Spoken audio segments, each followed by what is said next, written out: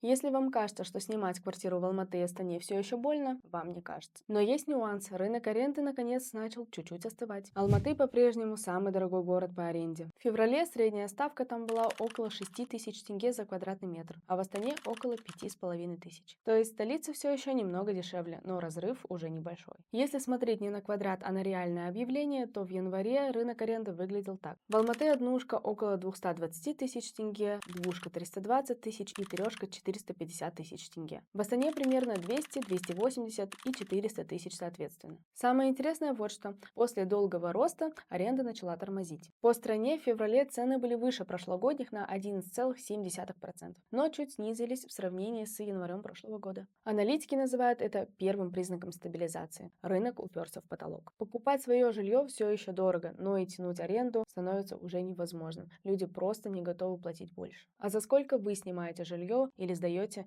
пишите в комментариях.